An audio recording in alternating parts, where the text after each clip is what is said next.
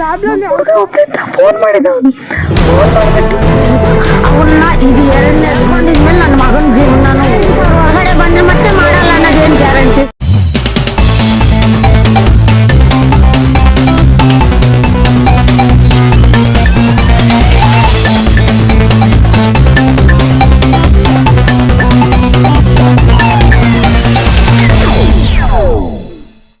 ನನ್ನ ಹೆಸರು ಅಂಜಲಿ ಅಂತ. ನಮ್ಮ ಅಣ್ಣನ ಕೊಚ್ತಿರೋದು ನೋಡಿ ಒಬ್ಬ ಕೆಂಚ ಅನ್ನೋನು ಕುತ್ತಿಗೆ ಮೇಲೆ ಕಾಲಿಟ್ಟಿದ್ದ. ಅವನ ಹೆಸರು ಸಂಜು ಅಲಿಯಾಸ್ ಕುಳ್ಳಿ. ಅವನು ಕುತ್ತಿಗೆ ಮೇಲೆ ಕಾಲಿಟ್ಟಿದ್ದಾನೆ ಸರ್.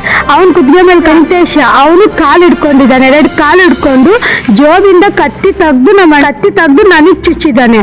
ನಮ್ಮ ಪೊಲೀಸರು ಇರ್ತಾರೆ ಸರ್ಕಲ್ ಅಲ್ಲಿ ಡ್ಯೂಟಿ ಮಾಡ್ತಿರ್ತಾರಂತ ಕರಿಯೋಣ ಅಂತ ಪೊಲೀಸ್ ಅವ್ರು ಕಾಲು ಹಿಡ್ಕೊಂಡು ಬೇಡ್ಕೊಳ್ತೀನಿ. ಸರ್ ನಮ್ಮ ಅಣ್ಣನ ಕೊಚ್ತಿದ್ದಾರೆ ಬನ್ನಿ ಸರ್ ಅಂತ ಒಬ್ರು ಕರೆದ್ರೆ ಹೋಗಮ್ಮ ನೀನು ಬರ್ತೀನಿ ಅಂದ್ರೆ ಇನ್ನೊಬ್ರು ಕರೆದೆ ಸರ್ ನಮ್ಮ ಅಣ್ಣನ ಕೊಚ್ತಿದ್ದಾರೆ ಬನ್ನಿ ಸರ್ ಅಂದ್ರೆ ನೀನು ಫಸ್ಟ್ ಇಲ್ಲಿಂದ ಹೋಗಮ್ಮ ಅಂತ ಗದರಿಸ್ತಾರೆ ಅವ್ರು ಟ್ರಾಫಿಕ್ ಪೊಲೀಸನ್ಸ್. ಮಚ್ಚು ಲಾಂಗು ಹಿಡ್ಕೊಂಡು ಓಡಾಡ್ತಿದ್ದಾರೆ ಸರ್. ಓಡಾಡ್ತಿರುವಾಗ ಇಷ್ಟು ಸಪೋರ್ಟ್ ಯಾರು ಕೊಟ್ಟಿದ್ದಾರೆ ಸರ್? ಮಚ್ಚು ಹಿಡ್ಕೊಂಡು ಓಡಾಡೋ ಇಷ್ಟು ಸಪೋರ್ಟ್ ಯಾರು ಕೊಡ್ತಿರೋದು? ನಮಗೆ ಅದು ಉತ್ತರ ಬೇಕು. ಪೊಲೀಸ್ ಇಲಾಖೆಗೆ ಅವಾಗ ಒಂದು 5 ನಿಮಿಷ ಬಂದಿದ್ರೆ ನಮ್ಮ ಮಾವನ ಜೀವ ಉಳಿತಿತ್ತು. ಇದ್ರೂ ಬಂದಿಲ್ಲ. ನೆಗ್ಲೆಕ್ಟ್ ಮಾಡಿದ್ದಾರೆ, ತುಂಬ ನೆಗ್ಲೆಕ್ಟ್ ಮಾಡಿದ್ದಾರೆ. ಆಗ ಪ್ಲೀಸ್ ಕೈ ಎತ್ತಿ ಮುಗಿತೀನಿ, ಪ್ಲೀಸ್ ಅವ್ರ ಹತ್ರ ಹೋಗಿ ನಿಮ್ಮ ಅವ್ರ ಪ್ರಾಬ್ಲಮ್ ಏನಂತ ಕೇಳ್ರಿ. ಅದೇ ನಾವು ಕೇಳ್ಕೊಳ್ಳೋದು. ಇವಾಗ ನಮ್ಮ ಮನೇಲಿ ಏನಾದ್ರು ಬಿದ್ದಿದೆ ಸರ್. ಭದ್ರಾವತಿಯ ರಂಗಪ್ಪ ಸರ್ಕಲ್ನ ಹಳೆ ನಗರ ಲಿಮಿಟೇಷನ್ಸ್ ಅಲ್ಲೇ ಇರ್ತಕ್ಕಂಥ ಒಂದು ಜೈಭೀಮ್ ನಗರದಲ್ಲಿ ಅಂದರೆ ತಡರಾತ್ರಿ ಗುಂಪೊಂದು 3 ಯುವಕರ ಮೇಲೆ ಒಂದು ದಾಳಿಯನ್ನು ನಡೆಸಿರ್ತಕ್ಕಂಥ ಪರಿಣಾಮಾತ್ಮಕವಾಗಿ ಅಂದರೆ ವ್ಯಕ್ತಿಗಳ ಮೇಲೆ ಇಬ್ಬರು ಕೂಡ ಸ್ಥಳದಲ್ಲಿ ಇರ್ತಕ್ಕಂಥದ್ದು ಮೃತಪಟ್ಟಿರ್ತಾರೆ. ಇನ್ನೊಬ್ಬ ವ್ಯಕ್ತಿಯನ್ನು ಒಂದು ಆಸ್ಪತ್ರೆಗೆ ಸಾಗಿಸಿ ಚಿಕಿತ್ಸೆಯನ್ನು ಪಡ್ಕೊಂಡಿರ್ತಾರೆ. ಇಲ್ಲಿನ ಶಿವಮೊಗ್ಗ ಜಿಲ್ಲೆಯ ಹೆಚ್ಚುವರಿ ವರಿಷ್ಠಾಧಿಕಾರಿಯಾಗಿರುವಂತಹ ಶ್ರೀ ಮಿಥುನ್ ಕುಮಾರ್ ಅವರು ಯಾವುದೇ ಅಹಿತಕರ ಘಟನೆ ನಡೆಯದಂತೆ ಸಂಪೂರ್ಣವಾಗಿ ಸ್ಥಳಕ್ಕೆ ಪೊಲೀಸರ ನಿಯೋಜನೆ ಬಂದೋಬಸ್ತನ್ನು ನೀಡಿರ್ತಾರೆ. ಬಂದೋಬಸ್ತನ್ನು ನೀಡಿ ಸ್ಥಳಕ್ಕೆ ಸೋಕೋ ಟೀಮನ್ನು ಕರೆಸಿ ಅದರ ಒಂದು ಪರಿಶೀಲನೆಯನ್ನು ಕೂಡ ನಡೆಸಿರ್ತಾರೆ. ಈ ಒಂದು ಅಪರಾಧದ ಕೃತ್ಯದಲ್ಲಿ 5 ಜನ ಆರೋಪಿಗಳನ್ನು ಸಹಿತವಾಗಿ ಬಂಧಿಸಿಟ್ಟು ಮುಂದಿನ ವಿಚಾರಣೆಯು ಕೂಡ ಅದಕ್ಕೆ ಹಾಜರನ್ನು ಪಡಿಸಿರ್ತಾರೆ. ಯಾವ ರೀತಿ ಅದನ್ನು ಹಾಜರನ್ನು ಪಡಿಸಿರ್ತಾರೆ ಪ್ರತಿಯೊಂದರೂ ಕೂಡ ಅದನ್ನು ಮಾಹಿತಿಯನ್ನು ಪಡ್ಕೊಂಡು ಮಾಹಿತಿ ನಂತರದಲ್ಲಿ ಎಲ್ಲ ಒಂದೊಂದು ಮಾರ್ಗದರ್ಶನದಂತೆಯಾಗಿ ಸೋಕೋ ಟೀಮ್ ಆಗಿರ್ಬೋದು, ಇಲ್ಲಿನ ಅಧಿಕಾರಿಗಳಾಗಿರ್ಬೋದು, ಪ್ರತಿಯೊಬ್ಬರು ಕೂಡ ಅದನ್ನು ಒಂದು ಮುಂಚೂಣಿಯಲ್ಲಿ ಅದನ್ನು ಇಟ್ಕೊಂಡು ಎಲ್ಲ ಯಾವುದೇ ರೀತಿ ಅಹಿತಕರ ಘಟನೆ ನಡೆಯದಂತೆ ಈ ಒಂದು ಕ್ರಮವನ್ನು ಜರುಗಿಸಿರ್ತಾರೆ. ನನ್ನ ಹೆಸರು ಅಂಜಲಿ ಅಂತ. ನಮ್ಮ ಅಣ್ಣನ ಕೊಚ್ತಾ ಇದ್ರು, ಕೊಚ್ಚಿರ್ಲ ಫಸ್ಟ್ ಜಗಳ ಆಡ್ತಿದ್ರು. ನನ್ನ ಮಗಳಿಗೆ ಊಟ ಮಾಡಿಸ್ತಿದ್ರೆ ನಾನು ಓಡೋದೆ ಹಿಡ್ಕೊಳ್ಳೋಣ ಅಂತ.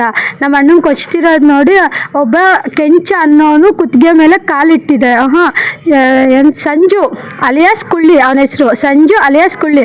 ಅವನು ಕುತ್ತಿಗೆ ಮೇಲೆ ಕಾಲಿಟ್ಟಿದ್ದಾನೆ ಸರ್. ಅವನು ಕುತ್ತಿಗೆ ಮೇಲೆ ಕಾಲಿಟ್ಟರೆ ಕೆಂಚ ಅಲಿಯಾಸ್ ವೆಂಕಟೇಶ, ಅವನು ಕಾಲು ಹಿಡ್ಕೊಂಡಿದ್ದಾನೆ. 2 ಕಾಲು ಹಿಡ್ಕೊಂಡು ಜೋಬಿಂದ ಕತ್ತಿ ತೆಗ್ದು ನಮ್ಮ ಅಣ್ಣನಿಗೆ ಚುಚ್ಚಕ್ಕೆ ಹೋಗಿದ್ದಾನೆ.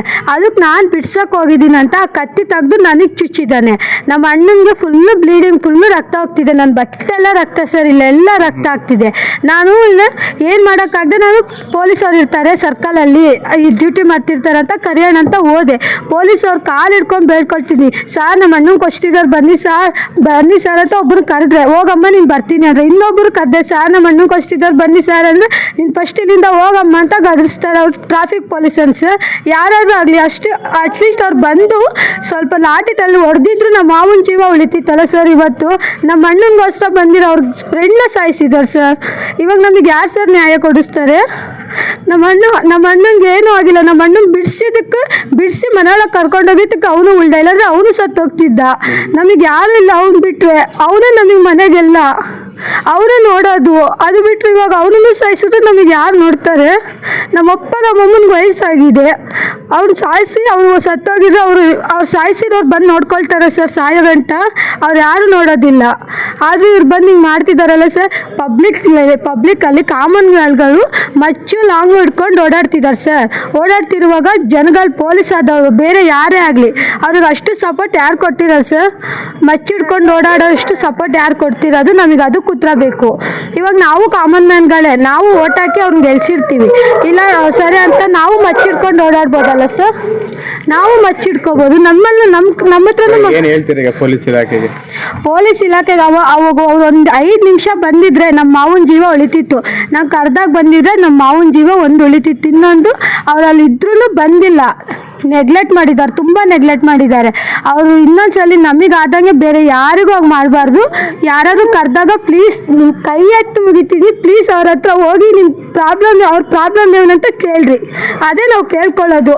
ಇವಾಗ ನಮ್ಮ ಮನೇಲಿ ಹೆಣಗಳು ಬಿದ್ದಿರೋ ಸರ್, ಹೆಣಗಳು ಯಾರು ಸರ್ ನೋಡ್ತಾರೆ ಇವಾಗ? ನಾವು ಅದನ್ನು ಕೇಳ್ತಿದ್ದೀವಿ. ವೇದಾವತಿ ಮೊನ್ನೆ ರಾತ್ರಿ ಏನಾಯ್ತು ಘಟನೆ ಸರ್? ಹೇಳ್ತಾರೆ ಸರ್. ನಿಮ್ಮ ಹೆಸರು? ರಾಧಾ ಸರ್. ರಾಧಾ ಅಂತೇಳಿ. ನಿನ್ನೆ ರಾತ್ರಿ ವಾಯ್ಸ್ ಹೋಗ್ಬಿಟ್ಟಿದೆ ಸರ್, ನಂಗೆ ಕಿರ್ಚಿ ಫಸ್ಟ್ ಸರ್ ನಾ ಸರ್ಕಲಲ್ಲಿ ನಮ್ಮ ಹುಡುಗ ಒಬ್ಬರಿಂದ ಫೋನ್ ಮಾಡಿದ. ಅವನು ಫೋನ್ ಮಾಡಿಬಿಟ್ಟು ಜಗಳ ಮಾತಾಡಬೇಕು ಬರ್ರಿ ಅಂತ ಕರೆದ್ರು. ಮಾತಾಡ್ಬೇಕು ಬಾ ಅಂತಂದೇಳಿ ಅದಕ್ಕೆ ಹೋದ್ಮೇಲೆ ಅಲ್ಲಿ ಮಾತಾಡ್ತಾ ಇದ್ರು. ನಮ್ಮ ಭಾವ ಏನು ಮಾಡ್ತಿ ಸತ್ತೋಗಿದ್ರಲ್ಲಿ ಮಂಜುನಾಥ್ ಅನ್ನೋರು, ಅವರು ಹೋದ್ರು. ಏನಕ್ಕೆ ಯಾಕಪ್ಪ ಅಂತ ತರ್ತಿದ್ದೆ, ಯಾಕೆ ಜಗಳ ಆಡ್ತಿದ್ದೀರಾ, ಏನು ವಿಷಯ ಅಂತಂದಿದ್ದಕ್ಕೆ ಅಣ್ಣ ನೀವು ಬರಬೇಡ ಹೋಗ್ರಿ ಅಂತ ಇದ್ರು. ಅದಕ್ಕೆ ಏನಾಯ್ತು ಸ್ಟೇಷನಲ್ಲಿ ಮಾತಾಡೋಣ, ಏನೂ ಮಾಡಬೇಡ್ರಿ ಬರ್ರಿ ಅಂತ ಹೇಳ್ಬಿಟ್ಟು ಜಗಳ ಮಾತಾಡ್ತಾ ಇರೋದು ಬಿಡಿಸಿದ್ರು ಅಷ್ಟೇ. ಬರ್ರಿ ನೀವು ಹೋಗ್ರಪ್ಪ, ಏನೋ ಅವ್ನು ಬಂದಿದ್ದಾನೆ ಅಲ್ಲಿ ಸ್ಟೇಷನ್ ಹತ್ರ, ತಪ್ಪಾಗಿದೆ ಬಿಡು, ನೀವೇನೋ ಮಾತಾಡಬೇಡ್ರಿ ಅಂತ ಹೇಳ್ಬಿಟ್ಟು ಕರಿತಿದ್ದಾರೆ ಸರ್. ಕರೆದ ತಕ್ಷಣನೇ ಅವ್ರು ಏನು ಮಾಡ್ತೀವಿ ಏಕ್ದಮ್ ಮಚ್ಚು ತಗೊಂಡ್ಬಿಟ್ರು. ಮಚ್ಚು ಹಾಕಿದ್ರೆ ನಾವು ಮಧ್ಯದಲ್ಲಿದ್ದೀವಿ, ಇನ್ನೊಬ್ರು ಅಲ್ಲಿ ಸ್ಟೇಟ್ಮೆಂಟ್ ಕೊಡ್ತಿದ್ದಾಳೆ ಹೇಮಾವತಿ ಅಂತ, ಮಧ್ಯದಲ್ಲಿದ್ದೀವಿ. ಏಕ್ದಮ್ ಚಾಕು ತಗೊಂಡು ಚುಚ್ಚಾಕ್ಬಿಟ್ರು. ಚುಚ್ಚಿದ ತಕ್ಷಣ ನಾವು ಎಲ್ಲ ಸುತ್ತಮುತ್ತ ಇರೋ ಜನ ಎದ್ಕೊಂಡು ಓಡೋಗ್ಬಿಟ್ರು. ಅಲ್ಲಿಂದ ನಮ್ಮ ಭಾವ ಸೀದಾ ಇಲ್ಲಿ ಬಂದಿದ್ದಾರೆ ಸತ್ತ ಇರೋ ಜಾಗದಲ್ಲಿ. ಅಲ್ಲೇ ಬಂದ ತಕ್ಷಣ ಹಿಂದೆ ಒಬ್ಬನು ಮುಂದೆ ಒಬ್ಬರು 4 ಜನ ಅಟ್ಟ ಟೈಮ್ ಹಿಂದೆ ಮುಂದೆ ಸರ್ ಕೊಚ್ಚಾಕ್ಬಿಟ್ರು ಸರ್. ಹಂಗೆ ಒಂದು 5 ನಿಮಿಷ ಆಗೋಯ್ತು ಸರ್ ಎಲ್ಲ. ಇಷ್ಟೇ ಸರ್, 5 ನಿಮಿಷಕ್ಕೆ ಸಾಯಿಸ್ಬಿಟ್ರು ಸರ್. ಅದ್ರ ಮುಂದೆ ಇನ್ನೊಬ್ಬ ಹುಡುಗ ಇದ್ದ ಸರ್, ಅವನಿಗೆ ಬಾಟ್ಲಿ ಗ್ಲಾಸ್ ಎಲ್ಲ ಹಾಕಿ ತಲೆಗೆ ಹೊಡೆದ್ಬಿಟ್ರು. ಹೊಡೆದ ತಕ್ಷಣ ಹುಡುಗ ಅಲ್ಲೇ ಬಿದ್ದ, ಅವ್ನ ಜೀವ ಹೋಗಿದ್ರು ನಾವು ಕೊಚ್ಚುತ್ತಾನೆ ಇದ್ರು ಸರ್. ಹಂಗೆ ಇಷ್ಟು ನಮ್ಮ ಕಣ್ಣೆದುರುಗಡೆ ಆಗಿದ್ದು. ಯಾಕೆ ನಡೆದಿದ್ದು ಗಲಾಟೆ? ಯಾಕೆ ನಡೀತಂದ್ರೆ ಸರ್, ಅಲ್ಲಿ ಇಬ್ರು ಹುಡುಗಿ ನಮ್ಮ ಮೇಲೆ ಓಡಾಕಿದ್ದಾರೆ. ಅವ್ರಿಗೂ ನಮ್ಗೆ ಸಂಬಂಧ ಇಲ್ಲ, ಅವ್ರು ಯಾರಂತ ನಮಗೆ ಗೊತ್ತಿಲ್ಲ, ಅವ್ರ ನಮ್ಮ ರಿಲೇಷನ್ ಅಲ್ಲ. ಅಲ್ಲಿಗೆ ನಮ್ಮ ಹುಡುಗ ಹೋಗಿದ್ದಷ್ಟೇ. ಸರ್, ನನ್ನ ಹೆಸರು ಲಕ್ಷ್ಮಿ ಅಂತ, ಸುರೇಶನ್ ತಾಯಿ ನಾನು. ಸುರೇಶನ್ ತಾಯಿ. ನನ್ನ ಮಗ ಫಸ್ಟಿಗೆ ಒಂದ್ಸರಿ ಜಗಳ ಆಗಿತ್ತು, ಹಿಂಗೆ ಕುಡುಕರಿಂದ ಜಗಳ ಆಗಿದ್ರೆ ಬೈದಿದ್ದೀವಿ. ಅವನು ಅವತ್ತಿಗೂ ಇವತ್ತಿಗೂ ಹೋಗಲಿಲ್ಲ. ನನ್ನ ತಮ್ಮನೂ ಹೋಗಲ್ಲ. ನನ್ನ ತಮ್ಮ ಕೂಡ ಹೇಳಿದ್ದ ಹೋಗ್ಬೇಡಪ್ಪ ಇಂಥವ್ರ ಸುದ್ದಿಗೆ, ನಮ್ಗೆ ಬೇಡ ಈ ಸವಾಸ ಅಂತ. ಆವತ್ತಿಗೂ ಇವತ್ತಿಗೂ ಹೋಗಿಲ್ಲ. ನಿನ್ನೆ ಏನು ಮಾಡಿದ್ದಾರೆ, ಹುಡುಗನ ಅಪ್ಪ ಏನು ಮಾಡಿದ್ದಾನೆ, ಸೂರಿ ಬಾರಪ್ಪ ಅಂತ ಕರೆದಿದ್ದಾನೆ. ಹೋಗಿದ್ದಾನೆ, ಹೊರಗಡೆ ನಿಂತ ಬಂದಷ್ಟೇ. ನಾವಿರೋ ಜಾಗಕ್ಕೆ ನೀನು ಯಾಕೆ ಬರ್ತೀವಿ ಅಂತ ಅವನ್ನ ಇದು 2ನೇದ್ರಲ್ಲಿ ಸಿಗಾಕೊಂಡು ಹೊಡೆದಿರೋದು. ಇದು 2ನೇದ್ರಲ್ಲಿ ನನ್ನ ತಮ್ಮ ನನ್ನ ಬಾಮೈದನಿಗೆ ಏನು ಕೇಳೋದು, ಏನೋ ಅಕ್ಕಪಕ್ಕ ಅಂತ ಬಂದಿದ್ದಾರೆ. ಅದೇನು ಟೇಷನ್ ತಕ ಬಂದಿರೋದೇನು ತಪ್ಪಲ್ಲ. ಬೇಕಂದ್ರೆ ಟೇಷನ್ ತಕ ಅವ್ನು ಏನು ಮಾತಾಡಿದ್ದಾನೆ, ನಡೀರಿ ಹೋಗೋಣ ಕೇಳೋಣ ಅಂತ ಹೇಳಿದ್ದಾರೆ ಅಷ್ಟೇ ಸರ್. ಈಗ ರಾತ್ರಿ ಇದು ನನ್ನ ಮಗಳು, ನನ್ನ ಮಗನಿಗೆ ಹೊಡಿತಾ ಇದ್ರೆ ಪೊಲೀಸವ್ರು ಕಾಲಿಟ್ಟು ಗಂಜಾಡುತ್ತಾ ಇದ್ರೆ ನಮ್ಮ ಅಣ್ಣನಿಗೆ ಹೊಡಿತಾ ಇದ್ದಾರೆ. ಬರ್ರಿ ಅಂದರೆ ಹೋಗ್ರಮ್ಮ ಅಂತ ಗದಿಸಿ ಕಳಿಸಿದ್ದಾರೆ ಸರ್. ಹಾಂ ನೋಡಿ ಸರ್, ಈ ಹುಡುಗಿ ಸಣ್ಣ ಹುಡುಗಿ, ಮಕ್ಕಳು ಹೆಂಗೆ ನೋಡ್ಕೋಬೇಕು. ಆ ಹುಡುಗಿ ಬಿಡ್ಸಕ್ಕೆ ಹೋಗಿದ್ದಕ್ಕೆ ಕತ್ತಿ ಚಾಕು ಚೂರಿದಿಂದ ಅವಳಿಗೂ ಚುಚ್ಚಕ್ಕೆ ಹೋಗಿದ್ದಾರೆ.